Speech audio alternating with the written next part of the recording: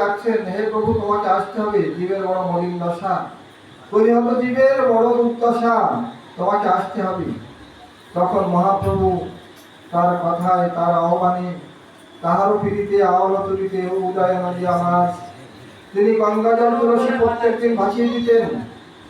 অদ্বৈত প্রভু প্রত্যেকদিন গঙ্গাজল তুলসী নয়ন জলে সিক্ত করে প্রভুর আহ্বান করতেন, আর সেই তুলসী পুষ্প গঙ্গার জলে দিতেন। গঙ্গা থেকে ভেসে ভেসে স্রোতে চলে যেত। আজ প্রভু দেখছেন কি, আজ অদ্বৈত প্রভু দেখছেন যে গঙ্গা জল তুলসী স্রোতে ভেসে যাচ্ছে না, উদান হয়ে যাচ্ছে। অদ্বৈত প্রভু সেইটা অনুভব করতে লাগলেন, কোথায় যায় কোথায় যায়। অনুভব করে উনি দেখছেন যে সেই গঙ্গা জল, সেই যে তুলসী পুষ্প গঙ্গা জলে উদান স্রোতে বেয়ে গিয়ে সেই নদিয়ায়, সেই নবদ্বীপের ঘাটে শশী ঠাকুরানী তথা শশী ঠাকুরানী এবং জগন্নাথ মিশ্র স্নান করছেন। সেই জগন্নাথ মিশ্রকে প্রদক্ষিণ করে শশী ঠাকুরে আনি হৃদয়ে প্রবেশ করলেন। উনি অনুভব করলেন, অনুভব করে আনন্দ অনুভব করছেন যে আমার প্রভু বোধহয় এসেছেন, নাহলে এরকম আমি অনুভব হচ্ছে কেন। সেই অদ্বৈত প্রভু একদিন ভোরের বেলা স্নান করতে গিয়েছেন, ভোরের স্নান করছেন এবং ঠাকুর জাগরণের পথ কীর্তন উনি করছেন। এমন সময় শোনেন সেই নদী থেকে ভেসে যাওয়া গানের হরিনামের ধ্বনি। কে কীর্তন করে? আমি তো এতদিন গঙ্গা স্নান করি, এত সুন্দর হরিনাম শুনতে পাই না, আজ এমন সুন্দর হরিনাম কে শোনাচ্ছে আমার? এত সুন্দর হরিনাম কোথা থেকে আসে? উনি সেই দিকে লক্ষ্য করে দেখছেন, সেই গঙ্গা জলে ভেসে ভেসে ভেসে যেন কি একটা যাচ্ছে, মৃতদেহ মতো, তার থেকে হরিনামটা ভেসে আসছে। ঠিক অদ্বৈত প্রভুর কাছাকাছি এসেছেন, অদ্বৈত প্রভু তাকে সাঁতরিয়ে ধরলেন, ধরে দেখলেন একটা মানুষ সে ভেসে যাচ্ছে এবং হরিনাম করছে। কিভাবে হরিনাম করছেন? হরে কৃষ্ণ হরে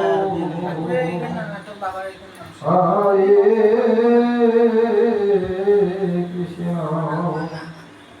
কৃষ্ণ কৃষ্ণ হরে হরে হরে রাম হরে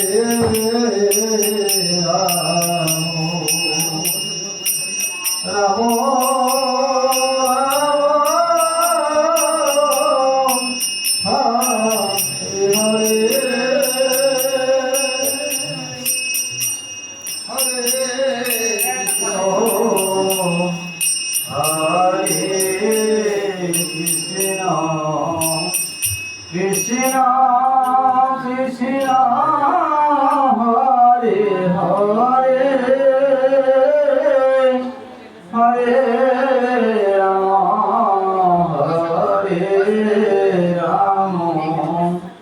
রাম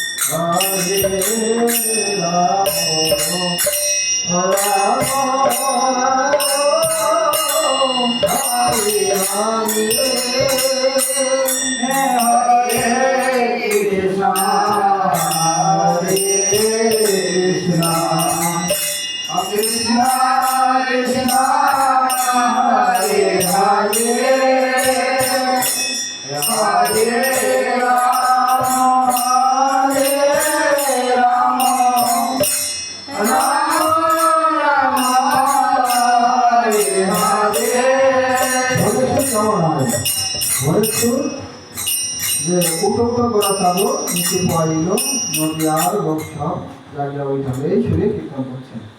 যখন কীর্তন করছেন তো অদ্বৈত প্রভু গানটা না শীতল হয়ে যাচ্ছে একদম শুনে। অদ্বৈত প্রভু সেই হরিদাসকে বললেন যে তোমার নাম কি, তুমি এত সুন্দর হরিনাম প্রকাশ শিখেছ?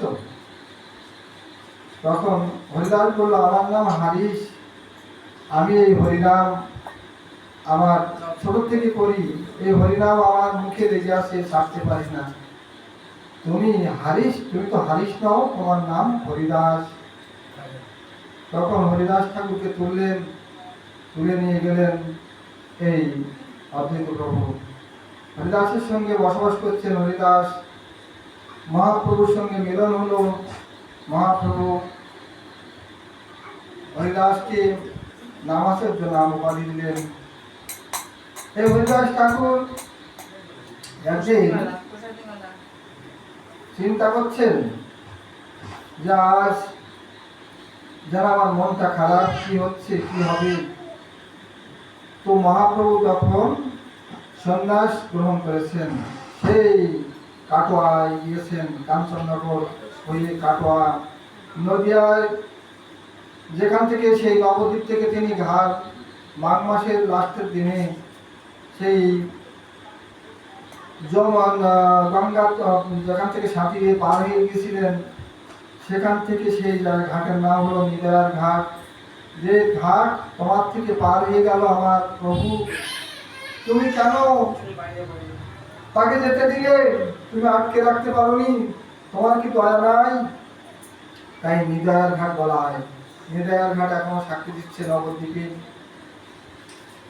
তো সেখান থেকে যে কাঞ্চননগর থেকে গিয়েছিলেন তিনি কাটোয়াতে। এই কাঞ্চননগরের সবাই বলতে লাগলো কণ্টক নগর, কণ্টক অর্থাৎ কাঁটা, কাঞ্চন মানে সোনা, তো সোনার নগরকে তখন নবদ্বীপবাসী বলতে লাগলেন কণ্টক নগর। কণ্টক নগর কেন? তোমার পথ দিয়ে গেল আমার প্রভু, তুমি বাধা দাওনি, তাই তুমি কাঁটার মতো বেরিয়েছ আমাদের, তাই তোমার নাম হলো কণ্টক নগর, অর্থাৎ কাঞ্চন নগর থেকে কণ্টক নগর হয়ে গেল। আর সেই কাটোয়ায় গিয়ে তিনি কেশমন্ডন করেছিলেন, মধুশীল তার কেশমন্ডন করেছিলেন। কেশব বাণী তাকে দীক্ষা দিয়েছিলেন।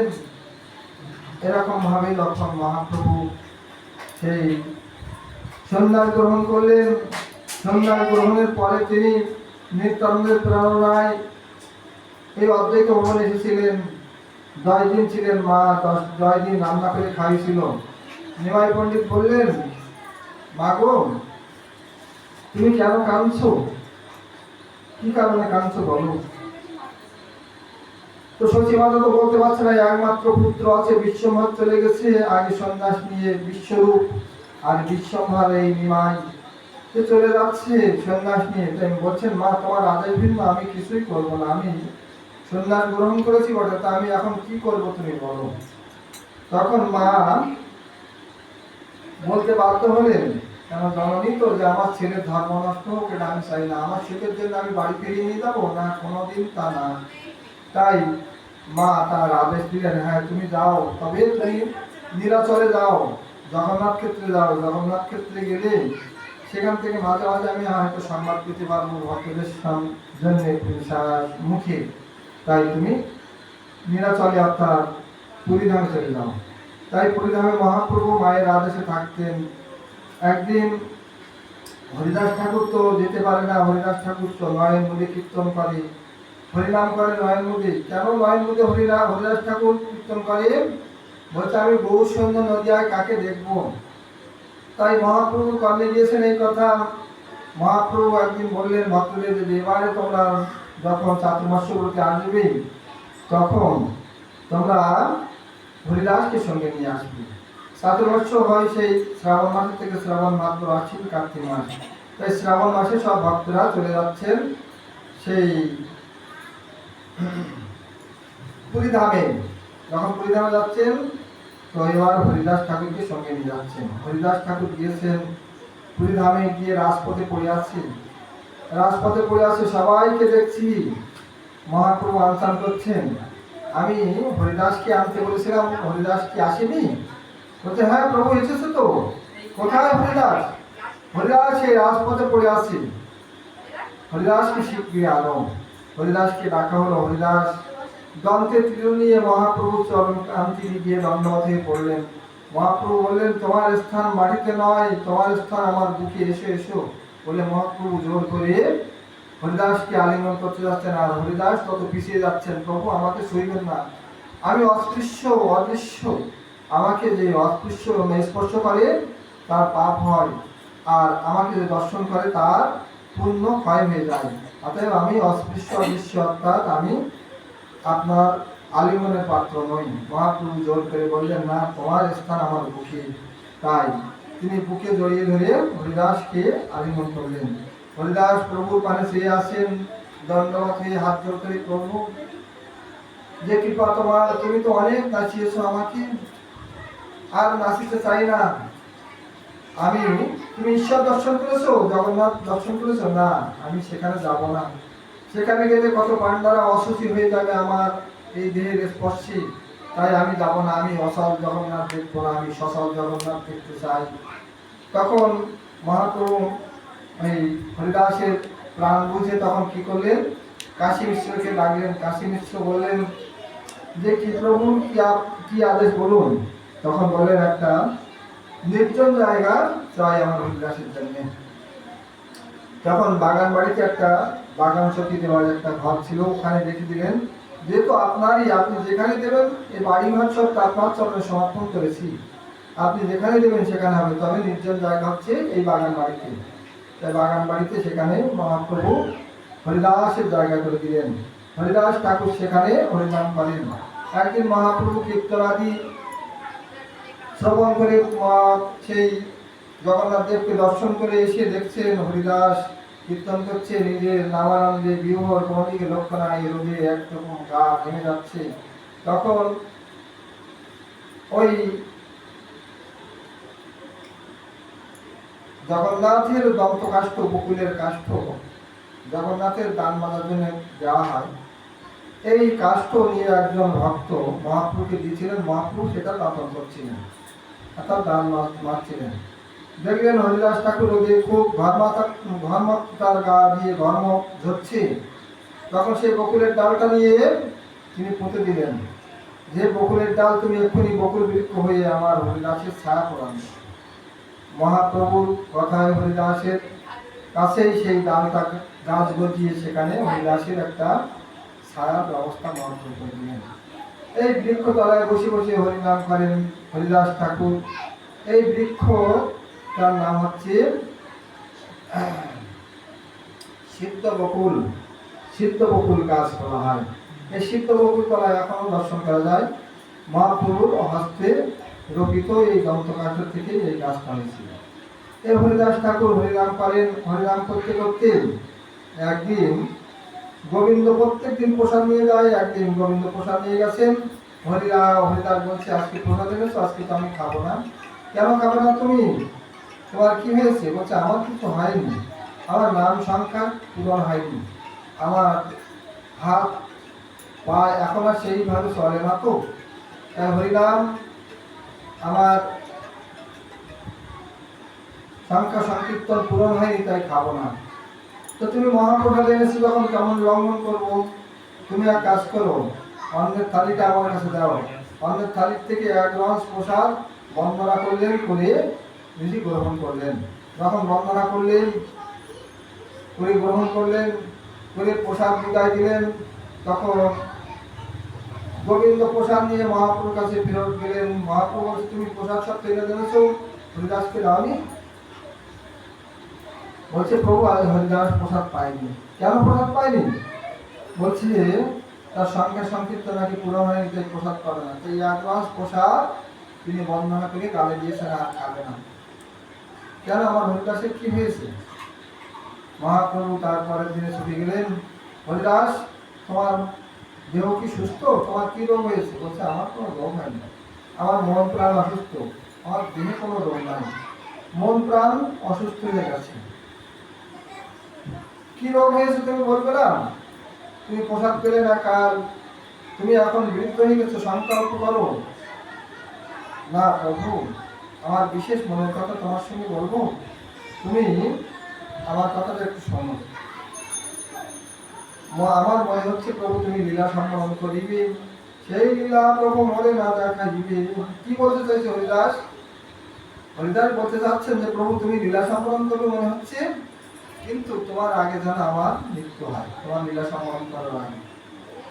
হরিদাস, এই কথা তো তোমার মুখে মানায় না, কেননা তুমি তো আমার হরিনাম শোনাও, আমি তোমার মুখে 3 লক্ষ হরিনাম শ্রবণ করি, আর তুমি আমাকে ছেড়ে চলে যাবে, এটা তোমার ঠিক হবে? হরিদাস তুমি এই কেন এরকম বললেন? হরিদাস ঠাকুর তখন বিনয় করে মহাপ্রভুর চরণ ধরে বলছে, প্রভু আমি বড় ইচ্ছা করেছি, আমার ইচ্ছাটা পূরণ তোমার অনুমোদন। আমার ইচ্ছা কি জানো? হৃদয়ে ধরিব তোমার অনাঙ্গা চরণ, নয়নে দেখিব তোমার অনাঙ্গা বদন, জীবায় উচ্চারিব তোমার শ্রীকৃষ্ণ চৈতন্য নাম, এই মতো মোর ইচ্ছা ছাড়িব পরাণ। মহাপ্রভু মনটা খারাপ হয়ে গেল খুব। আহারে, হরিদাস আমাকে ছেড়ে চলে যাবে, আমি লীলা সম্পাদন করবো, সে বুঝতে পেরেছে। তখন প্রভু পরের দিনে সেই জগন্নাথকে একটু দর্শন করে ভক্তবৃন্দের সঙ্গে নিয়ে চলো আজকে হরিদাসের বাসায় যাবো, একটু হরিদাসের সেই কুটিরে চলে যাবো, চলো। সবাইকে নিয়ে হরিদাসের কাছে এলেন। হরিদাস বসে হরিনাম সংকীর্তন করছেন। এমন সময় সব ভক্তবৃন্দ চলে এসেছেন, দেশের নৃত্য গীত আরম্ভ করেছেন। হরিদাস বুঝে বুঝে ভক্তের চরণধুলি গায়ে মাখছেন আর বলছেন, ধুলা নয়, এটা হচ্ছে ভক্তপদের নুন, এই ধুলা আমার মাখা প্রয়োজন। এই ধুলা মেখেছিল নন্দের সুতোকা নুন। তো ভক্তের চরণধুলি, ভক্তভুক্ত অবশেষ, এই 3 মহাবল। তাই তিনি সমস্ত ভক্তের চরণধুলি গ্রহণ করছেন, আর ভক্তরা সবাই বুঝে হরিদাসের চরণধুলি গ্রহণ করছেন। হরিদাস চরণধুলি দেবে না, কিন্তু যেখানে যেখানে বিচরণ করছেন সব তো হরিদাসের চরণধুলি পড়ে আছে, সেখানে তো বিচরণ করতেন হরিদাস ঠাকুর, সেই ধুলি সবাই রাখছেন। এবারে মহাপ্রভুকে বসালেন। এই মহাসংকীর্তনের মধ্যে মহাপ্রভুকে বসিয়ে হরিদাস ঠাকুর তার চরণ দুখানা আস্তে আস্তে ধরে হৃদয়ে ধরলেন, আর নয়ন দুখানা মহাপ্রভুর বদনের দিকে দিলেন, আর যেভাবে উচ্চারণ করছেন, শ্রীকৃষ্ণ চৈতন্য প্রভু নিত্যানন্দ শ্রী অদ্বৈত গদাধর শিবসতি গৌর ভক্তবৃন্দ, এইভাবেও উচ্চারণ করতে করতে নামের সহিত তার প্রাণ উত্তোলন হল। যখন তার প্রাণ উত্তোলন হল, হরিদাস ঠাকুর যখন দেহ রাখলেন, মহাপ্রভুকে দেয়া ফুল, কি আমার হরিদাস, আমার হরিদাসের তো কেউ নাই, আমি হরিদাসকে সব কীর্ত সমাধা করবো। হরিদাসকে তখন তিনি কোলে করে নাচতে লাগলেন। তারপরে একটা গাড়িতে করে হরিদাসকে নিয়ে চলে গেলেন সেই সমুদ্রের পাশে। হরিদাসকে স্নান করালেন সমুদ্রের জলে। যখন স্নান করালেন, করিয়ে সেই সমুদ্রের জল সবাই মাথায় নিলেন। মহাপ্রভু বললেন, আজ থেকে সমুদ্র আর সমুদ্র নয়, এই সমুদ্র হলো পরম পবিত্র মহাতীর্থ। এই সমুদ্রের জলে গিয়ে স্নান করবেন, জলের থেকে আর উঠতে ইচ্ছে করবেন, এত প্রেম বস্তিত আছে এই সমুদ্রের জলের মধ্যে। তো তারপরে মহাপ্রভু নিজে হাতে বালুকা খুঁড়ে হরিদাসকে সমাধি দিলেন। যখন সমাধি দিচ্ছেন, সব ভক্তবৃন্দ তো চারিপাশে আছে, বসতে আস্তে আস্তে দিয়ে রে বালু হরিদাসের গায়, সর্ব অঙ্গে দিও বালু যেন বদন দেখা যায়। হ্যাঁ, সর্বাঙ্গে বালি দাও, কিন্তু বদনখানা যেন দেখো না। হরিদাস কে বসিয়ে দিয়েছেন, সমাধি দিচ্ছেন, বদনটা দেখা যাচ্ছে। তো মহাপ্রভু বদনে অপরূপ হয়ে দর্শন করছেন। তো দর্শন করেই যাচ্ছেন, পরপর দর্শন করছেন। আহারে, এই হরিবলা মুখখানা আর তো দেখতে পাবো না বলে তিনি ক্রন্দন করছেন। 2 চোখের জলে বালু ভিজে যাচ্ছে, এত চোখের জল মহাপ্রভু পড়ে যাচ্ছে। তো ভক্তরা বলছেন, প্রভু শরৎ দামোদর বিশেষ করে বলছেন, শরৎ দামোদরের কথা মহাপ্রভু খুব শুনতেন। তারা শরৎ দামোদর অপসিদ্ধান্ত কোনো কাজকর্ম করতে দিত না, অপসিদ্ধান্ত বীর আদি মহাপ্রভুর অপসিদ্ধান্তে কেউ কাজ ছুটে পারত না, এই শরৎ দামোদরের জন্য। তাই শরৎ দামোদর বলছেন যে বেড়াতে চলে যায় প্রভু, তুমি আমাকে তাড়া দিও না, আমি আজ হরিবলা মুখখানে দেখতে পাবো না বলে আরো ক্রন্দন করছেন। তারপরে মহাপ্রভুর এই চোখে ভেজা জলে যে বালুকা, এই নিয়ে মহাপ্রভু হরিদাসের গায়ে দিলেন, আর ভক্তবৃন্দ হরিদাসের সমাধি দিলেন, পিণ্ডামালি দিলেন। এবারে হরিদাসের বিজয় উৎসবের জন্য মহাপ্রভু চলে গেলেন পশারির কাছে, যেখানে পশারিরা দোকান খুলে রেখেছে। সব পশারির কাছে গিয়ে, হরিদাস ঠাকুর, আমার হরিদাসের জন্য সবাই ভিক্ষা দাও, আমার হরিদাসের তো কেউ নাই, আমার হরিদাসের জন্য সবাই ভিক্ষা দাও, এই বলে সবার কাছে ভিক্ষা চাচ্ছেন।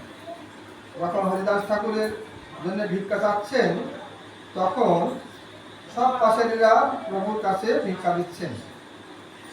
একটা পশারি দেখছেন যে যিনি জগতের কর্তা, তিনি ব্রহ্মাণ্ডের মালিক, সে আজ ভিক্ষা চাচ্ছেন।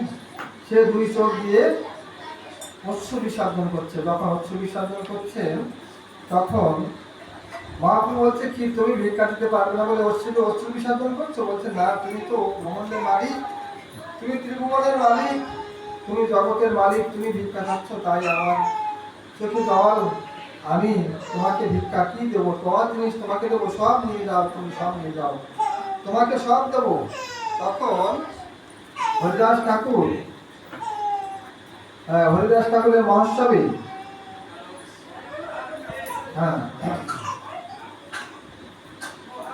সবাই প্রসাদ আদি দিচ্ছেন। মহাপ্রভু তো ভারে ভারে ভক্তদের কাছে পৌঁছে দিচ্ছেন, আর ভক্তরা নিয়ে যাচ্ছেন।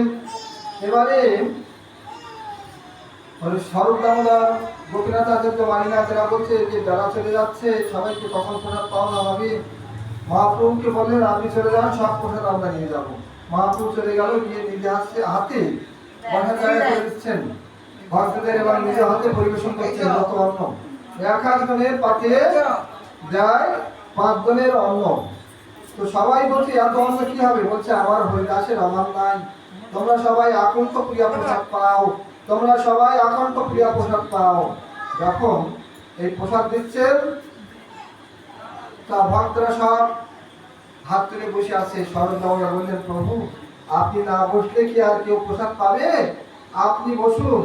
তখন মহাপ্রভু সবার পাতের থেকে এক এক মুষ্টি গ্রহণ করছেন, আর হরিবোল হরিবোল করছেন।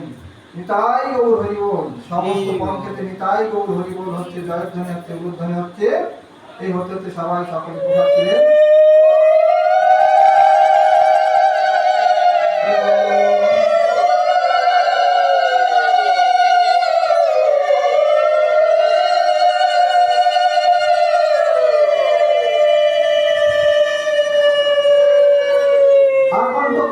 পুরিয়া সবাই প্রসাদ পেলেন। সবাই বঙ্গতে বঙ্গতে মহাপ্রভু হাঁটছেন আর বলছেন, সবাই আকণ্ঠ প্রিয়া প্রসাদ পাবেন। সবাই প্রসাদ পেল এবং জয়ধ্বনি করে সবাই উঠলো, আর আদি প্রক্ষরণ করে নিলেন। মহাপ্রভু সবাইকে আশীর্বাদ করলেন, এই হরিদাসের বিজয় উৎসব যে শ্রবণ করবে, যে কীর্তন করবে, সকলেই ওই তার গোলক প্রাপ্তি হবে। তারা সকলেই গোলকে বৃন্দাবনে গিয়ে তারা ভগবানের নিত্য দাস হবে, হরিদাসের প্রভাবে। জয় জয় শ্রী গুরু নিতাই। যদি কেউ সাধন ভজন নাও করে, হরিদাসের এই নির্যান তিথি পাঠ যদি শ্রবণ করে, তারও গোলক প্রাপ্তি হবে। এই জন্য হরিদাসের নির্যান এই মৃত্যুবার্ষিকীতে বিশেষ আলোচনার দরকার। কিন্তু আমাদের সময় কম করে ছোট্ট করে বললাম, যে অনেক অনেক বিস্তারিত আমাদের ছোট প্রকার একটু পাঠের জন্য বলেছিলাম, কিন্তু সময় সংক্ষেপের জন্য আর যাওয়া গেল না। তো এ অত্যন্ত সুন্দর করে ছোট প্রকার বলেন, এবং অনেক ধারাবাহিক